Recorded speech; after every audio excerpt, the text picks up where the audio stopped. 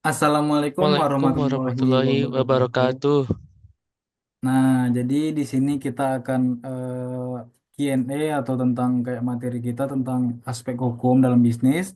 Nah, di sini dengan saya sendiri ada Ferdi Febrianto dan rekan saya. Saya Aferi Karisma. Nah, halo Ferry, lagi sibuk apa nih? Aku lagi Aman-aman coba aja. review materi kuliah aspek hukum dalam bisnis. Nah, terutama bagian practice question di akhir bab 5. Lumayan juga nih pertanyaannya. Iya, Ferdi, kebetulan banget ya. Aku juga baru mau lihat-lihat tuh materinya. Boleh nih kita bahas bersama biar lebih paham, Per. Kau mau mulai dari pertanyaan yang mana, Ferdi? Boleh, boleh. Nah, pertanyaan pertama nih, eh what are the company document according the law no Act for the 1997? Jadi, apa saja dokumen perusahaan menurut Undang-Undang Nomor 8 tahun 1997 itu?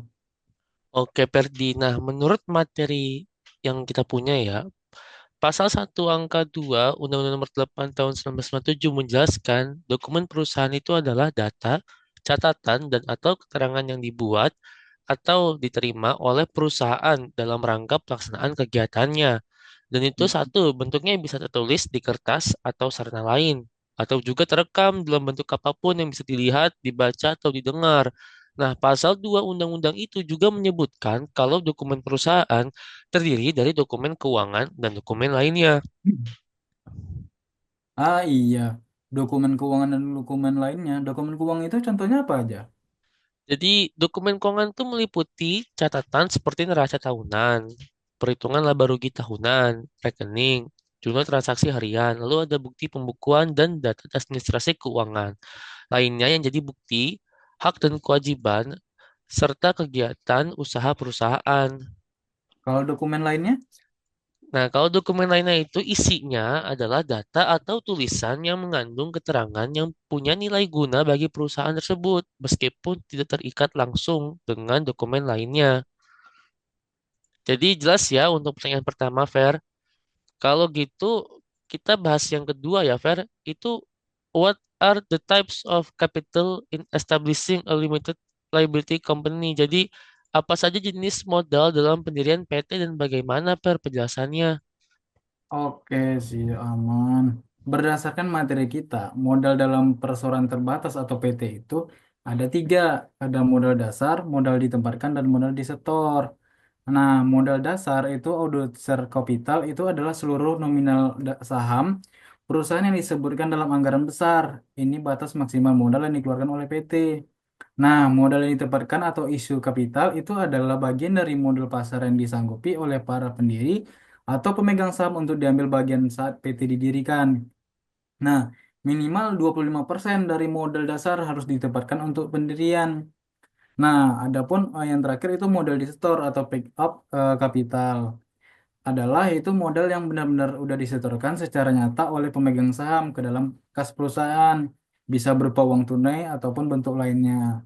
Nah, minimal 50% dari minimal setiap saham yang ditempatkan harus udah disetor penuh pada saat pengesahan PT.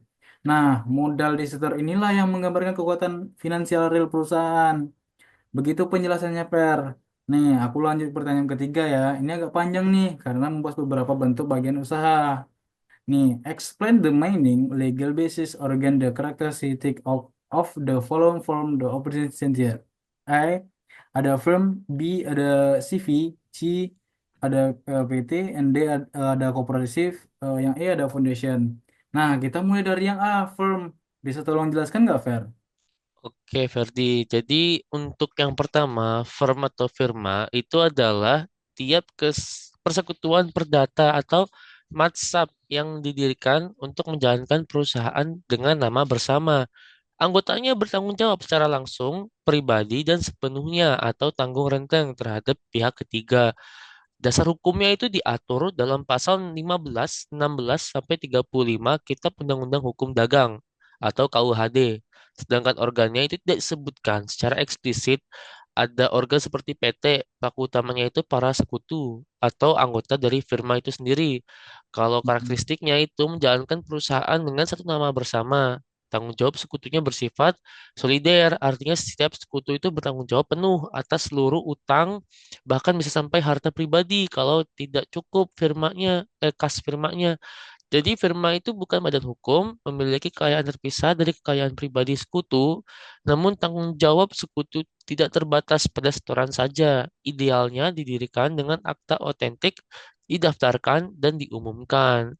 Kalau misalkan Verdi, kira-kira bisa nggak tolong jelasin dong yang CV atau persekutuan komanditer? Oke. Nah, untuk CV atau Commandeer Finance Cap, CV adalah bentuk persekutuan untuk menjalankan perusahaan yang dibentuk antara satu orang atau lebih sekutunya yang bertanggung jawab secara tanggung rentang atau solider untuk keseluruhan. Nah, dengan satu orang atau lebih sebagai pelepas uang atau sekutu komunitar. Nah, dasar hukumnya diatur dalam pasal 15, 19, sampai 21 KUHD. Nah, organnya tidak ada organ spesifik, ada dua jenis sekutu.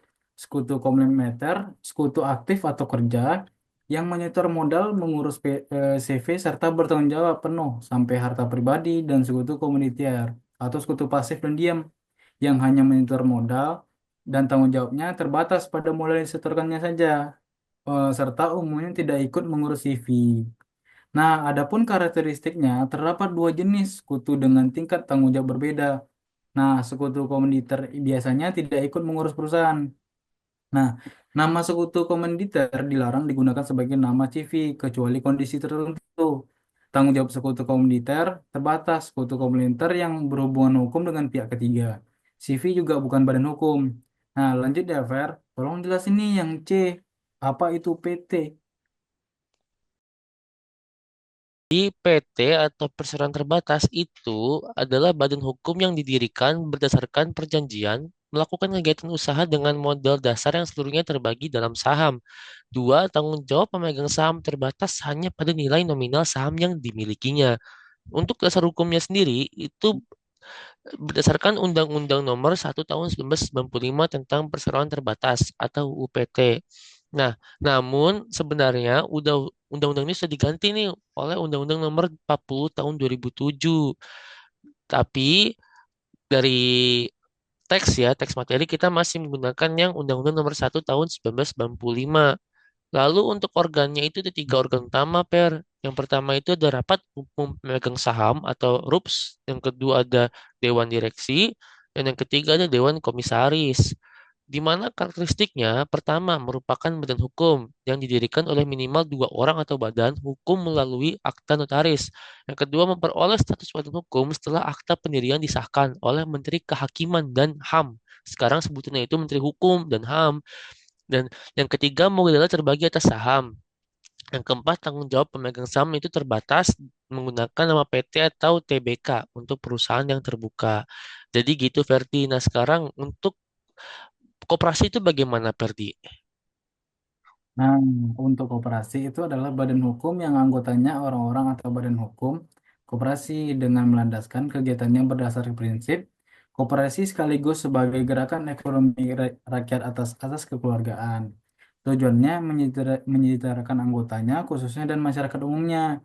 Nah, adapun dasar hukumnya Undang-Undang Nomor 25 Tahun 1992 tentang Perkoperasian.